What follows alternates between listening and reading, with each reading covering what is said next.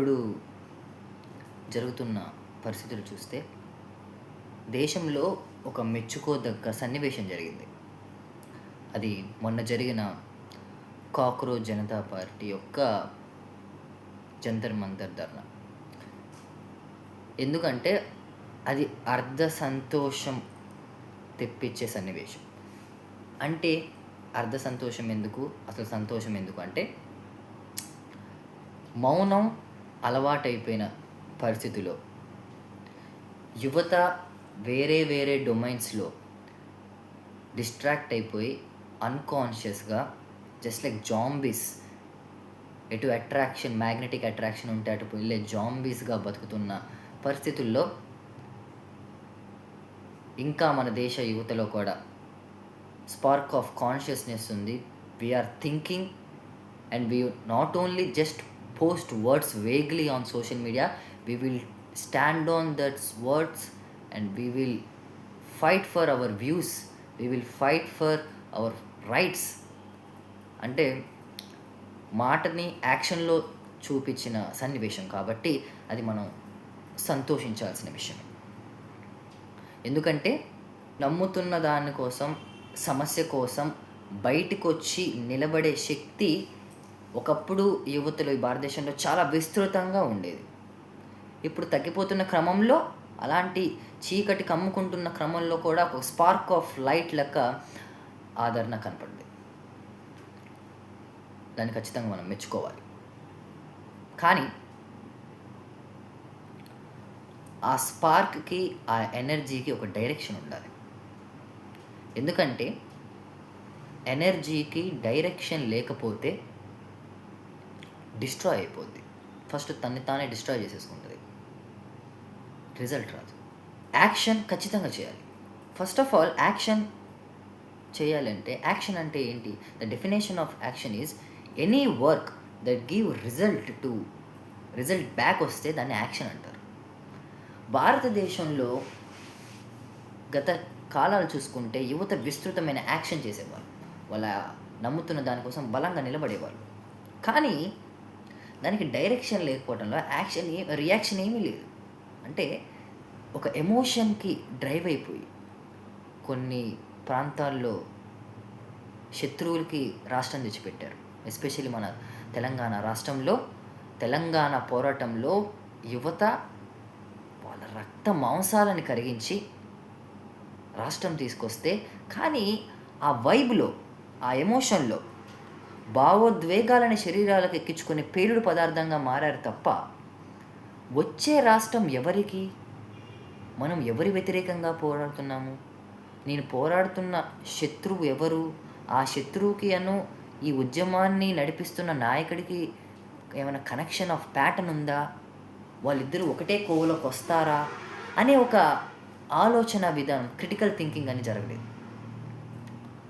ఎప్పుడైతే ఆలోచన ఉండదో అప్పుడు ఆ ఎమోషన్కి డైరెక్షన్ లేక మళ్ళా ఎవరికో గుట్టకు రాళ్ళు మోసి ఆగిపోతుంది. ఈ రోజున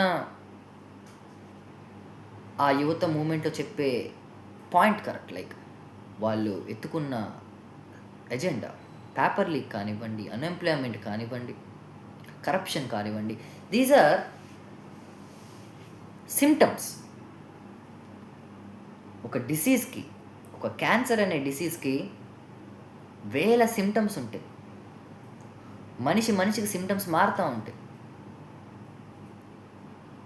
అలానే ఈ భారతదేశంలో ఉన్న problem statements, like for example unemployment, corruption, paper leak, these are problem statements. There are infinite problem statements. నిజం చెప్పాలంటే మనం కొన్ని ఐడెంటిఫై కూడా చేయలేము, ఎందుకంటే మనకు ఆ పర్స్పెక్టివ్ ఉండదు కదా. ఒక ట్రైబల్ ఇష్యూ ఉంటుంది ఎక్కడో మారుమూల గ్రామంలో, అదొక ప్రాబ్లమ్ స్టేట్మెంట్. మనం అది గుర్తించలేము, ఎందుకంటే పర్స్పెక్టివ్ లేనప్పుడు మనం ఆ కోణం నుంచి చూడలేము. కాబట్టి ఇన్ఫనైట్ ఇష్యూస్ ఉంటాయి. మనం కొన్ని మెల్లమెల్లగా చెప్పుకుంటూ పోతే ఒక పెద్ద లిస్ట్ వస్తుంది. కానీ వాటన్నిటికీ కారణం ఏంటో దాన్ని సాల్వ్ చేస్తే symptoms ఎగిరిపోతాయి.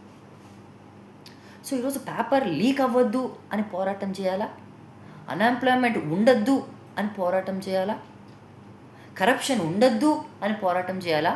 The basic definition of corruption, అసలు కరప్షన్ని సైకలాజికల్ స్టడీ చేస్తే ఒక దేశంలో కరప్షన్ ఎందుకు జరుగుతుంది?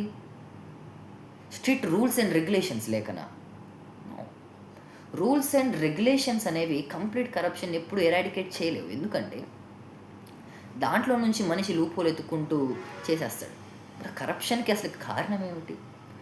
When the roots are poisonous, the fruits will be also poisonous. ఒక కరప్షన్ చేసే వ్యక్తికి కానీ, ఒక రేప్ చేసే ఒక వ్యక్తికి కానీ ఐడియాలజికల్ ఫౌండేషన్ ఉంటుంది. మీరు నిర్భయ రేప్ కేసులో ఒక డాక్యుమెంటరీ చేసింది BBC, దాన్ని ఇండియాలో బ్యాన్ చేశారు, అది వేరే విషయం. అంటే ఒక రేపిస్ట్కి కూడా ఒక ఫండమెంటల్ ఐడియాలజికల్ బేస్ ఉండి వాడి వ్యవస్థను ఎలా చూస్తుందో ఆ కోణం బట్టి వాడికి ఆ ఇంటెంట్ ఉంటుంది. అలానే ఒక కరప్షన్ వ్యక్తికి కూడా ఫిలాసాఫికల్ ఐడియాలజికల్ ఫౌండేషన్ ఉంటుంది. వాడు ఒక వ్యవస్థను ఈ కోణంలో చూస్తాడు, ఒక సిద్ధాంతం మీద నించొని చూస్తాడు.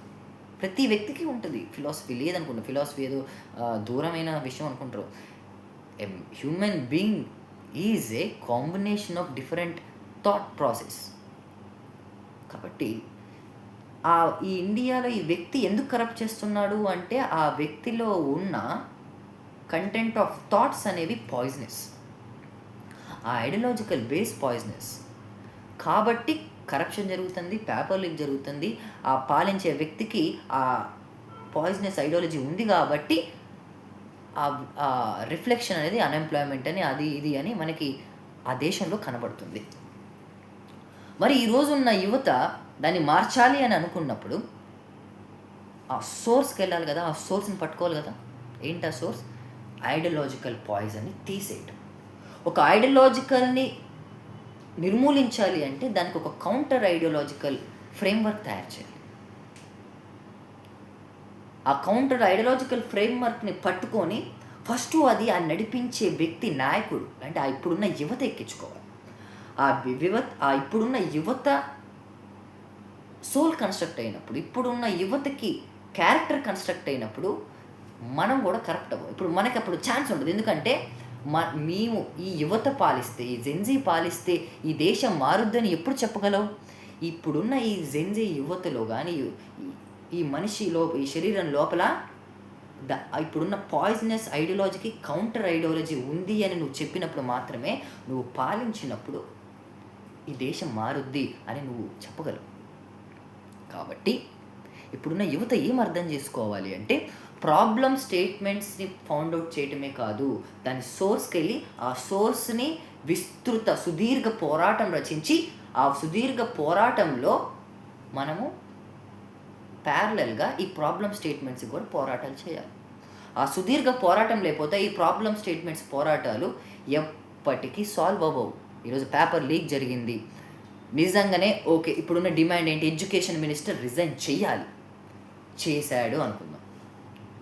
ఒక విస్తృతంగా పోరాటం జరిగినప్పుడు నిజంగానే దేశంలో ఉన్న యువతంతా బయటకు వచ్చి రాస్తారోకులు చేసి ఢిల్లీని ముట్టడిస్తే చేయొచ్చు కూడా.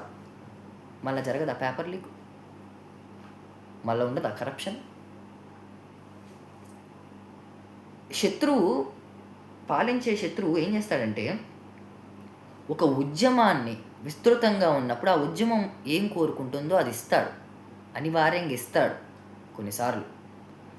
మరి ఎందుకు ఇస్తాడంటే ఆ శత్రువుకి తెలుసు ఇది ఇచ్చినా మళ్ళీ జరుగుతుంది, నా చేతిలో నుంచి పోయింది ఏమీ ఉండదు, ఇస్తే ఆగిపోద్ది అసలు. కానీ నువ్వు అడిగేది ఒక సుదీర్ఘమైన ఆలోచన, నువ్వు అడిగేది ఈ దేశంలో ఐడియాలజికల్ ట్రాన్స్ఫర్మేషనే జరగాలి అన్నప్పుడు అది శత్రువుకి మరణంతో సమానం. అలా ఇంతవరకు ఈ నేటి యువత ఈ భారతదేశంలో అనలేకపోయింది. అందుకనే అన్ని పోరాటాలు అదూర పోరాటాలుగా మిగిలిపోయినాయి, అర్ధ పోరాటాలుగా మిగిలిపోయినాయి, అర్ధ స్వతంత్రం అయిపోయింది ఈ భారతదేశం. ఎందుకంటే భారత రాజ్యాంగంలో ఆ ఐడియాలజికల్ సోల్ ఉంది. ఆ మహనీయుడు అంబేద్కర్ అంటే రిజర్వేషను, అంబేద్కర్ అంటే BC/SC హాస్టళ్ళు, ఇది కాదు అంబేద్కర్ అంటే ఈ భారతదేశాన్ని ప్రబుద్ధ భారత్గా చూడాలనుకోండి. ఒక ప్రబుద్ధ భారత్ అంటే it's a long vision of India where every person in this country is enlightened. ఆ ప్రబుద్ధ భారత్ విజన్ని పట్టుకొని పనిచేసిన ఒక్క స్టూడెంట్ కమ్యూనిటీ లేదు భారతదేశంలో. అందుకని అన్నీ సగసగ పోరాటాలుగా మిగిలిపోతాయి. కాబట్టి ఇప్పుడున్న యువతకు అర్థం చేసుకోవాల్సింది ఏంటంటే, the greatest philosopher of India Jiddu Krishnamurti ఏమంటాడంటే, if you can't study the roots of any land, you can't reform that land. కాబట్టి ఈరోజు యువత ఈ దేశాన్ని మార్చాలనుకుంటే ఫస్ట్ ఆఫ్ ఆల్ యువత అంతా ఏకంగా లేదు, అది గుర్తించాలి. యువత ఏకంగా లేదు అసలు. ఎందుకంటే ఒక అగ్రకుల స్టూడెంటు రిజర్వేషన్ అంటే ఏంటో అర్థం కాకుండా, అసలు రిజర్వేషన్ ఎందుకు వచ్చిందో అర్థం కాకుండా ఒక రిజర్వ్డ్ స్టూడెంట్ని అవమానిస్తాడు, కించపరుస్తాడు. ప్రతి యూనివర్సిటీలో రిజర్వ్డ్ స్టూడెంట్స్, దళిత స్టూడెంట్లు ఒక సైకలాజికల్ వార్ఫేర్ చేస్తున్నారు. వాళ్ళు కాన్ఫిడెన్స్ కోల్పోతున్నారు. సైకలాజికల్ సూసైడ్స్ జరుగుతున్నాయి. ఒక ఫస్ట్ సైకలాజికల్ సూసైడ్ జరిగిన తర్వాతకి బయోలాజికల్ సూసైడ్ జరుగుద్ది. రోహిత్ వేముల మానసికంగా చనిపోయిన తరువాత శారీరకంగా చనిపోయాడు. ఈ భారతదేశంలో ఇంకా అలాంటి వ్యక్తులు మానసికంగా చనిపోయే ధైర్యం లేక శారీరకంగా చచ్చిపోయి ఉన్నారు. యువత ఏకంగా లేదు. ప్రతి యువత ఇప్పుడు అనుకుంటాం, ఇప్పుడున్న యువతకి కులం చూడదు, మతం చూడదు. ఎలా చూస్తుంది? ఖచ్చితంగా చూస్తుంది.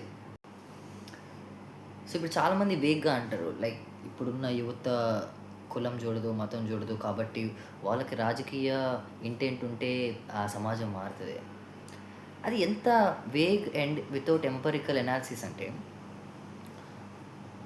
గత వేల శతాబ్దాలుగా కులాన్ని, మతాల్ని చాలా శరీరాల్లోకి, మెదడులోకి ఎక్కించుకొని ఆ హైరార్కీని మెయింటైన్ చేస్తున్న మనుషులు సడన్గా ఇప్పుడున్న సమాజంలో యువత చూడదు అంటే, మధ్యలో ఎక్కడైనా కల్చరల్ ట్రాన్స్ఫర్మేషన్ జరిగిందా? జరగలేదే. మధ్యలో ఎక్కడా కల్చరల్ ట్రాన్స్ఫర్మేషన్ జరగకుండా, ఏం ఐడియాలజికల్ చేంజ్ జరగకుండా ఎలా అనగలం ఆ మాట, ఇప్పుడున్న యువత కులం చూడట్లేదని? ఖచ్చితంగా మధ్యలో ఏమైనా కల్చరల్ చేంజ్ జరుగుంటే ఆ మాట అనొచ్చు. కానీ ఎక్కడ జరగకుండా నా మాట అంటున్నాము అంటే ఇదొక ఎత్తుగడ కులాన్ని కాపాడటానికి. ఇప్పుడున్న యువత వాళ్ళ టర్మినాలజీ మారుండొచ్చు, వాళ్ళ వాళ్ళు వాడే భాష మారుండొచ్చు, కానీ అలానే ఉంది. గతంలో ఎలా ఉందో ఆ హైరార్కీ, ఆ సంస్కృతం, ఆ భాషలు మారినేమో కానీ ఆ సంస్కృతి అలానే ట్రాన్స్ఫర్ అవుతూ వచ్చింది. ఎందుకంటే ఆ పిల్లోడు పెరిగిన ఇల్లు ఆ తత్వాన్ని నమ్ముతున్నప్పుడు ఈ పిల్లల్లో ఇంప్లాంట్ కాదని ఎలా అనగలం? ఎడ్యుకేషన్లో మారుండొచ్చు. ఎడ్యుకేషన్ సిస్టంలో కూడా ట్రాన్స్ఫర్మేషన్ లేనప్పుడు, ఆ ఎడ్యుకేషన్ సిస్టమ్ కూడా ఇక్కడ ఈ భారతదేశ సిలబస్ కూడా ఏమీ ట్రాన్స్ఫర్మేషన్ తెచ్చే సిలబస్ కానప్పుడు మరి ఆ మెదడు మారిందని ఎక్కడ అనగలం? మారలేదు. కానీ వాడే భాష మారుండొచ్చు. దానికి ఒక ఎక్స్పెరిమెంట్ కూడా చేయొచ్చు. ఒక క్లాస్లో, ఇప్పుడున్న క్లాస్లో పిల్లల్ని ఒక ఇయర్ స్టార్టింగ్ అయినప్పుడు వదిలేస్తే ఇయర్ ఎండ్ వచ్చేసరికి ఫ్రెండ్స్ గ్రూప్స్ ఫామ్ అవుతాయి, క్లస్టర్స్గా ఫామ్ అవుతారు వాళ్ళు. ఆ క్లస్టర్లో ఇప్పుడు ఒక రిచ్ కిడ్స్, లైక్ వాళ్ళు బాగా ఇంగ్లీష్ మాట్లాడతారు, చాలా మంచి మంచి నెట్ఫ్లిక్స్ డాక్యుమెంటరీస్, వాళ్ళ కల్చర్ ఒక పాప్ కల్చర్ క్లస్టర్ అవుతుంది. ఇంకోటి ఒక మాసీ కల్చర్ అవుతుంది. వాళ్ళు ఎలా ఒక పాప్ కల్చర్కి దూరంగా వాళ్ళకు డిఫరెంట్ ఎన్విరాన్మెంట్ టైప్ ఆఫ్ ఎంటర్టైన్మెంట్లో ఉంటారు. అలా క్లస్టర్స్ ఫామ్ అవుతాయి. ఆ క్లస్టర్స్ని స్టడీ చేస్తే ఆ క్లస్టర్స్ ఫామ్ అవటానికి వాళ్ళు పెరిగిన ఎన్విరాన్మెంట్ బేస్ అవుతుంది. ఈ ఎవరైతే ఈ పాప్ కల్చరు, ఈ ఫార్వర్డ్ కల్చర్లో ఉన్నారో వాళ్ళ ఇంట్లో ఆ పరిస్థితులు ఉన్నాయి కాబట్టి, ఆర్థిక పరిస్థితులు ఉన్నాయి కాబట్టి, వాళ్ళు మాట్లాడే విధానం కాబట్టి, వాళ్ళకి యాక్సెసిబుల్ ఆఫ్ డేటా ఒకలా ఉంటుంది కాబట్టి వాళ్ళు ఆ పాప్ కల్చర్కి దగ్గరగా ఉండడం జరుగుతుంది. మరి ఆ ఎన్విరాన్మెంట్ ఎందుకు అంత సెటప్ అయి ఉంది వాళ్ళ ఇంట్లో అంటే, వాళ్ళు ఆర్థికంగా స్టేబుల్ అయి ఉన్నారు. ఈ దేశంలో ఆర్థికం అంటే కులం, ఆర్థికం అంటే నేల, నేల అంటే కులం, వాడి కులం ఆధారంగానే వాడికి ఆ టైప్ ఆఫ్ మైండ్ సెట్ వచ్చింది. ఇటువైపు చూసుకుంటే వీళ్ళు కొంచెం మాసుగా ఉన్నారు, వీళ్ళు కొత్తగా పదం పెట్టారు చెప్రి అని. ఇది కాస్ట్ డిస్క్రిమినేషన్. ఈరోజు యువత వాడుతూ ఉంటారు ఈ పదం. కొంతమంది ఎవరికైతే ఫ్యాషన్ సెన్స్ ఉండదో, ఎవరైతే పాప్ కల్చర్కి దూరంగా ఉన్నారో వాళ్ళని చెప్రీస్ అంటారంట. అది కూడా ఒక కులం పేరే. అండ్ వాళ్ళు ఎలా క్లస్టర్ చేస్తారు దాన్ని? పాప్ కల్చర్ దూరంగా ఉండటం. ఎందుకు ఉంటున్నారు? వాళ్ళ ఎన్విరాన్మెంట్ అలా సెటప్ అయ్యలేదు. వాళ్ళ ఫ్యామిలీ లీనేజ్లో ఎడ్యుకేషన్ అయిన లీనేజ్ చూసుకుంటే వీళ్ళు ఫస్ట్ లెర్నర్స్ అయి ఉంటారు. ఎందుకు వాళ్ళ తల్లిదండ్రులు చదువుకోలేదు? వాళ్ళు ఆర్థికంగా లేరు గాబట్టి. ఈ ఆర్థికంగా ఎందుకు లేరు? నేల లేదు గాబట్టి. నేల ఎందుకు లేదు? కులం ఆధారంగా లేదు గాబట్టి. మరి ఈ రోజున ఈ పాప్ కల్చర్‌కి దగ్గరగా ఉన్న పిల్లోడు లేని పిల్లోడిని డిస్క్రిమినేట్ చేస్తున్నాడే, మరి అది new form of caste discrimination కాదని ఎందుకు అనగలం? ఖచ్చితంగా అది న్యూ ఫార్మ్ ఆఫ్ క్యాస్ట్ డిస్క్రిమినేషనే అది. సో, ఎక్కడా కల్చరల్ ట్రాన్స్‌ఫర్మేషన్ జరగనప్పుడు, ఇప్పుడున్న యువత ఏకంగా ఉంది, ఉన్నతంగా ఉంది అనటం తప్పు. ఉన్నతంగా కావాలి. ఉన్నతంగా మారాలి. మారాలి అంటే ఫస్ట్ మనం ఏ స్థాయిలో ఉన్నామో దాన్ని అంగీకరించాలి. అంగీకరించకపోతే మార్పు జరగదు. కాబట్టి ఇప్పుడు యువత దేశాన్ని మార్చాలి అనుకున్న కొంచెమైనా ఇంటెన్షన్ ఉంటే ఫస్ట్ ఇప్పుడు ఉన్న యువత ఏకంగా లేదు. ఇప్పుడున్న యువత కూడా వాళ్ళ బ్రాహ్మణికల్ కల్చర్ లీనేజ్‌ని కొనసాగిస్తూనే ఉన్నారు అనేది యాక్సెప్ట్ చేయాలి. అది యాక్సెప్ట్ చేసిన తరువాత దాన్ని కూల్చాలంటే దానికి కౌంటర్ కల్చర్ ఐడియాలజికల్ ఫ్రేమ్‌వర్క్ తీసుకురావాలి. అది భారతదేశంలో చాలా బాగా ఉంది. చాలా డెప్త్‌ఫుల్‌గా ఉంది. ఈ భారతదేశానికే కాదు, ప్రపంచం మొత్తాన్ని ట్రాన్స్‌ఫర్ చేసే ఐడియాలజీ ఈ భారతదేశంలోనే పుట్టింది. నేను ఫిలాసఫీ చదవకముందు నా దేశంలో గొప్పగా ఏం లేదని ఫీల్ అయ్యేవాడిని. కానీ వెస్టర్న్ టు ఈస్టర్న్ చదివినాక భారతదేశంలో అంత ఫిలాసాఫికల్ డెప్త్ ఏ భూమి మీద ఎక్కడా లేదు. అది సత్యం. కానీ ఆ ఫిలాసాఫికల్, ఆ కల్చరల్ లీనేజ్ అనేది ట్రాన్స్ఫర్ కాకుండా ఆగిపోయింది. ఎందుకంటే అది ట్రాన్స్ఫర్ అయితే కొంతమందికి ప్రమాదం కాబట్టి, ఆ కల్చర్‌కి ప్రమాదం కాబట్టి ఈ కల్చర్‌ని ఆపేసి, ఈ కల్చర్ వారసుల్లో కూడా ఆ కల్చర్‌ని ఇంప్లాంట్ చేసేసి బానిసలుగా మార్చుకున్నారు. మరి ఆ బానిసత్వం పోవాలి అంటే, తీసేయాలి అని ఒక ఇంటెన్షన్ ఉంటే ఇప్పుడున్న యువతకి ఫస్ట్ ఆఫ్ ఆల్ ఆ కల్చరల్ లీనేజ్ కనుమరుగు అయిపోయి, ఎక్కడో ఉన్న ఆ అస్తిత్వపు ఆ గ్రంథాలను పట్టుకొని, మళ్ళీ ఆ ఫిలాసఫీని పట్టుకొని దాన్ని ఫ్రేమ్‌వర్క్ చేసి ఒక కౌంటర్ కల్చర్ మూవ్‌మెంట్ స్టార్ట్ చేయాలి. సిమ్టమ్స్‌కే పోరాటాలు చేస్తే పేపర్ లీకేజ్‌లు, అన్‌ఎంప్లాయ్‌మెంట్, దీనికి ఆ సోర్స్‌కి, ఆ క్యాన్సర్‌కి మందు ఎప్పుడొస్తది? డాక్టరు సిమ్టమ్స్‌కి మెడిసిన్ ఇవ్వడు. రోగానికి మెడిసిన్ ఇస్తాడు. రోగానికి మెడిసిన్ ఇచ్చినప్పుడు సిమ్టమ్స్ తగ్గుతాయి. కాబట్టి ఈ కౌంటర్ కల్చర్ మూవ్‌మెంట్ అనేది పాయిజనస్ రూట్‌ని క్లీన్ చేస్తుంది. కాబట్టి సిమ్టమ్స్ పుట్టవు. ప్రపంచంలో ఉన్న ఈ క్లాస్ స్ట్రగుల్స్ ఉంటాయి కదా! ఇప్పుడున్న యువత కూడా క్లాస్ స్ట్రగుల్, వెస్టర్న్ ఐడియాలజీ, మార్క్సిజంలో కూరుకుపోయి ఉన్నారు కొంతమంది యూనివర్సిటీలో. క్లాస్ స్ట్రగుల్, క్లాస్ ఎక్స్‌ప్లాయిటేషన్, వర్గ దోపిడీకి కూడా పరిష్కారం మన భారతదేశంలో ఉన్న బుద్ధిజంలో ఉంటుంది, కబీర్‌లో ఉంటుంది, ఇక్కడున్న పూలేలో ఉంటుంది, కాంశీరామ్‌లో ఉంటుంది. ఆ కల్చరల్ ఫిలాసఫీని బయటకు తీసుకొచ్చినప్పుడు ఒక మనిషిని మనిషిగా గౌరవించే వ్యక్తి, ఈగోని డిజాల్వ్ అయిన వ్యక్తి పరిపాలనలోకి వస్తే ఆ వ్యక్తి కరప్టు చేయలేడు, ఇంకో వ్యక్తిని ఎక్స్‌ప్లాయిటు చేయలేడు, ప్రకృతిని కూడా అవమానించలేడు, వర్గ దోపిడీ కూడా చేయలేడు. వర్గం కూడా ఈ భారతదేశంలో వర్గం పుట్టలేదు. వర్గం పుట్టకుండా కూడా మందు ఈ కల్చరల్ ట్రాన్స్ఫర్మేషన్. అలాంటి కల్చరల్ ట్రాన్స్ఫర్మేషన్ ఫ్రేమ్‌వర్క్ జరగాలి. ఆ ఫ్రేమ్‌వర్క్ జరిగిన తర్వాతకి దాన్ని పాలిటిక్స్ యాడ్ చేయాలి. మళ్ళా ఏంటంటే meditation without a politics is a sleep. Politics without a meditation is a poison. And ఈ కల్చరల్ ట్రాన్స్ఫర్మేషన్, ఈ ఫిలాసాఫికల్ స్టడీకి పొలిటికల్ ఎయిమ్ ఉండాలి. లేకపోతే అది స్లీప్ అయిపోతుంది. మరి ఈ పొలిటికల్ ఎయిమ్ ఉన్నప్పుడు ఈ పొలిటికల్ ఎయిమ్‌కి ఒక స్ట్రాటజీ ఉండాలి. రాజకీయం వేరు, తాత్వికత వేరు. రాజకీయంలో శత్రువుని ప్రకటించాలి. ఈ తాత్వికతలో ఇక్కడ శత్రువుని ప్రకటించకపోతే యుద్ధం ఎలా జరుగుతుంది? ఈ భారతదేశంలో ఒప్పుకోవాల్సిన నిజం, ఏ సమస్యకైనా బాధితులు ఈ భారతదేశ భూమిపుత్రులైన బహుజనులే. అది ప్రకటించాలి. ఎలా అయితే ఇప్పుడున్న ఒక రాజకీయ పార్టీ, దేశాన్ని పరిపాలిస్తున్న పార్టీ, ఈ భారతదేశంలో 100% మంది జనంలో 90% మంది హిందువులు, 10% మంది వేరే దేశం నుంచి వచ్చిన వాళ్ళు అని చెప్పి ఓట్‌ని పోలరైజ్ చేసి, అంటే పోలరైజ్ చేసి రాజ్యం తెచ్చారు. అంటే వాళ్ళు శత్రువుని ప్రకటించారు. శత్రువుని ప్రకటించి యుద్ధం చేసి రాజ్యం తెచ్చారు. ఆ శత్రువు అబద్ధం, ఆ ఉద్యమం అబద్ధం, ఆ సిద్ధాంతం అబద్ధం, అసత్యం, అమానుష్యం, మానవత్వానికి వ్యతిరేకమైన ఆ ప్రోగ్రాం చూడండి. శత్రువుని ప్రకటించటం, యుద్ధం చేయటం. అసత్యాన్ని శత్రువుగా ప్రకటించి రాజ్యం తెచ్చుకున్నప్పుడు ఈ భారతదేశంలో ఏ సమస్యకైనా, ఎలాంటి దోపిడీకైనా గురయ్యే 90% మంది ప్రజలకి ఆ 10% మంది ఎక్కడైనా మొఘళ్ళు పాలించినా, బ్రిటిషులు పాలించినా, ఇప్పుడు ప్రభుత్వాలు రాజ్యాంగం వచ్చిన ప్రభుత్వాలు పాలించినా దోచుకునేది ఆ 10% మంది ఉన్న వర్ణ వ్యవస్థ ఇచ్చిన అగ్రకులాలే అనే ఆ శత్రువుని ప్రకటించి ఈ 90% మందికి రాజ్యం తేలేమా? సత్యాన్ని చెప్పి. అది పాలిటిక్స్. అది పాలిటిక్స్ కూడా అంటే పాలిటిక్స్ అంటే ఏదో అబద్ధం అని కాదు, అది నిజమైన పాలిటిక్స్. ఎందుకంటే ఈ దేశం మార్చాలి అంటే ఇప్పుడు నన్ను కొంతమంది అడగచ్చు, ఇప్పుడు యువత పోరాటం చేస్తున్నప్పుడు అగ్రకులాల్లో కూడా ఇప్పుడు నేను తాత్వికత చెప్పాను, ఫిలాసఫీ చదివి మారిన వ్యక్తి ఈ ఉద్యమంలో పోరాడకూడదా, ఈ మాటలంటే ఫీల్ అవుతాడు కదా అని అనొచ్చు. ఇప్పుడు ఒక దేశాన్ని మార్చేద్దామని అనుకున్నప్పుడు దేశాన్ని మార్చినాక ఆ దేశాన్ని ఎవరు పాలించాలి? ఇప్పటిదాకా మారని ఆ దేశంలో బానిసగా ఉండి ప్రతి సమస్యకు గురైన ఆ బానిసని మార్చి ఆ బానిసకి స్వధర్మం చెప్పి ఆ బానిసని పరిపాలనలోకి తీసుకొస్తేనే కదా అది నిజమైన మార్పు.